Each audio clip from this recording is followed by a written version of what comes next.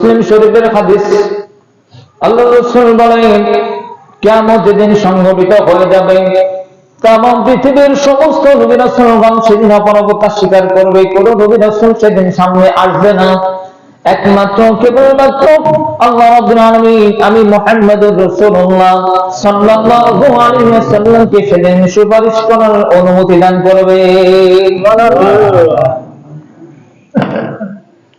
আমি ঘুরে ঘুরে প্রত্যেকটা মন্দিরে যে আমার উম্মতদেরকে টয় জাহান্নামের পথ থেকে নিয়ে জান্নাতের পথে তাদেরকে ধাবিত করব। আল্লাহ রাসূল বলেন, মুসলিম শরীফের বর্ণনা এমন আসছে যে বিশ্বনবী সাল্লাল্লাহু আলাইহি ওয়াসাল্লাম যাইতেছেন, সামনে দিয়ে কয়েকজন আযাবের ফেরেশতা একটা উম্মতকে জাহান্নামের দিকে টয় নিয়ে যাইতেছে। কথা বুঝতেছেন? আল্লাহ রাসূলের সঙ্গে সে যাইতেছে, জাহান্নামের ফেরেশতারা তাকে নিয়ে জাহান্নামের দিকে যাইতেছে, আল্লাহ রাসূল তাদের সামনে দিয়ে ওই দিকে যাইতেছে। কথা বুঝতেছেন? এরকম আল্লাহ রাসূল অতিক্রম করলেন, পিছের দিকে আবার ফিরে তাকালেন, তাকায় দেখেন তার মুখের ভিতরে লম্বা লম্বা দাড়ি দেখা যায়। সুবহানাল্লাহ। আল্লাহ রাসূলের মাথার ভিতরে কাজ করছে যে আমার উম্মত। এটা কার উম্মত? আমার। ফেরেশতাদেরকে ডাক দিয়ে বলবেন, ও ফেরেশতারা দল,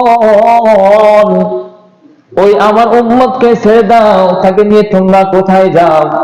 ফেরেশতারা বলবে, ইয়া রাসূলুল্লাহ সাল্লাল্লাহু আলাইহি ওয়াসাল্লাম, তার আমল কম, তার বদ আমল হয়ে গেছে বেশি, এইজন্য তাকে আমরা জাহান্নামের দিকে নিয়ে যাইতেছি, এটা আল্লাহ তাআলার ওয়াদা। আল্লাহ রাসূল বলবেন, ও ফেরেশতারা দল, তোমরা আমার উম্মতকে ছেড়ে দাও, আমার গোলামকে তোমরা ছেড়ে দাও। ফেরেশতারা বলবে, ইয়া রাসূলুল্লাহ, ইয়া হাবিবাল্লাহ, আমরা আল্লাহর হুকুম ছাড়া কারোর হুকুমের গোলাম নই, আমরা আপনার কথাটা মানতে পারলাম না, আপনার কথা রাখতে পারলাম না। আল্লাহ রাসূল সঙ্গে সঙ্গে দাঁড়ায় যাবেন এবং মুখটা কালো হয়ে যাবে। কালো হয়ে যাওয়ার সঙ্গে সঙ্গে আল্লাহ তাআলা আরশ থেকে দেখতেছেন, ডাক দিয়ে বলবেন, ও ফেরেশতাগণ থামো, আমার রাসূল যেটা বলে সেটা শোনো, আমার রাসূল কি বলে সেটা তোমরা মানো। ফেরেশতাগণ সঙ্গে সঙ্গে দাঁড়ায় যাবে, দাঁড়ায় বলবে, ইয়া রাসূলুল্লাহ, আপনি কি বলতে চান বলেন। আল্লাহর রাসূল বলবেন, ও ফেরেশতাগণ, ওই যে গোলামটাকে নিয়ে তোমরা জাহান্নামে যাও, দেখে তো মনে হয় ওই গোলামটা আমার খাঁটি উম্মত। ফেরেশতারা বলবেন, ইয়া রাসূলুল্লাহ, না, আপনার ভুল হইতেছে, সে জাহান্নামী, তার আমল কম, তার বদ আমল বেশি, এই কারণে তাকে আমরা জাহান্নামে নিয়ে যাইতেছি। আল্লাহ রাসূল বলবেন, ও ফেরেশতারা দল, তার আমল কি আছে না আছে আমি জানি না, তার কি আমল আছে না আছে আমি বুঝি না, আমি দেখতে পাইতেছি তার মুখে আমার নোরানি দাড়ি মুবারকের সুন্নাত, এই সুন্নতকে সে লালন করেছে, পালন করেছে, সুন্নতকে সাথে নিয়ে কবরে শুয়েছে, সুন্নতকে সাথে নিয়ে আজকে হাসরের ময়দানে উঠে আসছে, হাসরের ময়দানে কায়েম হয়ে গেছে, আমার সুন্নত তার সঙ্গে থাকবে। এরকম আমার উম্মত জাহান্নামে যাবে, আমার সামনে দিয়ে আমি রাসূল মানতে পারবো না। আল্লাহকে ডাকতে বলবেন, আমার আল্লাহ,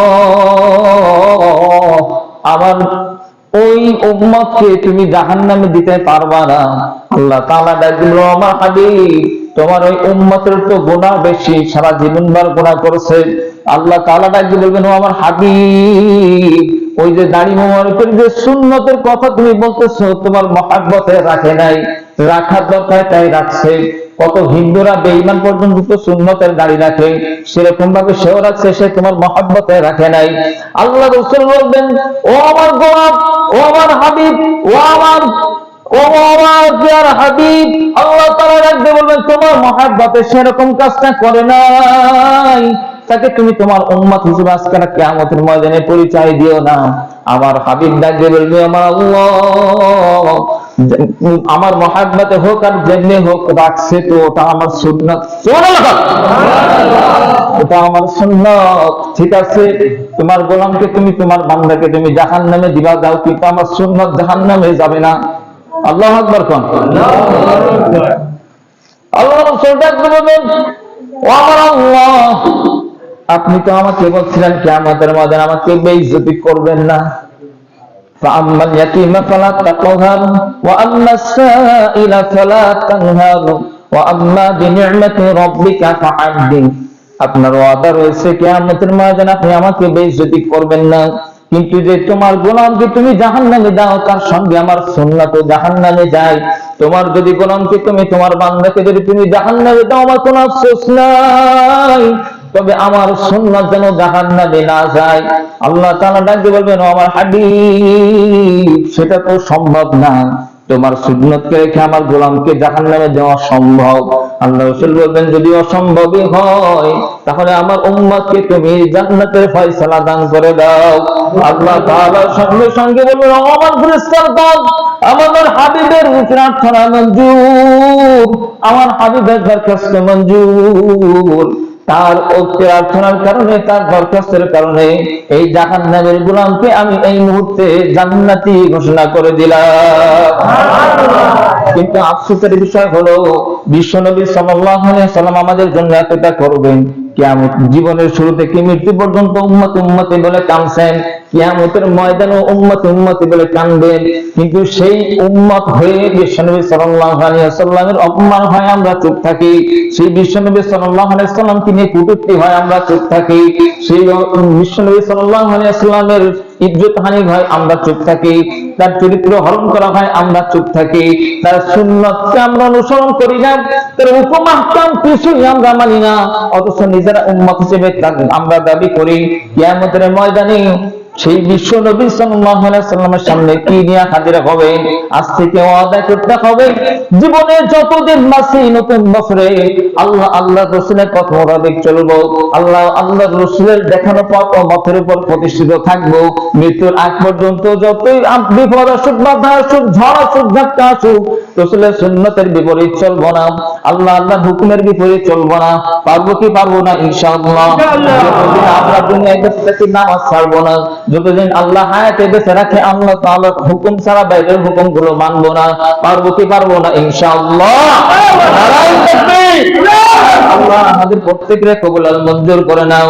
আয় আল্লাহ পাঁচ ওয়াক্ত নামাজের ছেলে কবুল করে নাও। সারা বছরে যাবতীয় যত গুনাহগুলি আছে আল্লাহ তুমি আমাদের প্রত্যেকের গুনাহগুলিকে মাফ করে দাও। আয় আল্লাহ বাকি জিন্দেগিতে যতদিন বাঁচি ঈমান আমলের উপর বাঁচতে পারি তৌফিক দান করো। যে সমস্ত মুরব্বি کرامরা দুনিয়া থেকে বিদায় নিয়ে চলে গেছে প্রত্যেককে তুমি মাফ করে দাও। আমিন আমিন। আখির দাওয়ানা আলহামদুলিল্লাহি রাব্বিল আলামিন। যাদের সুন্নাত দেখেন সুন্নাত পড়েন। কথা বলেন।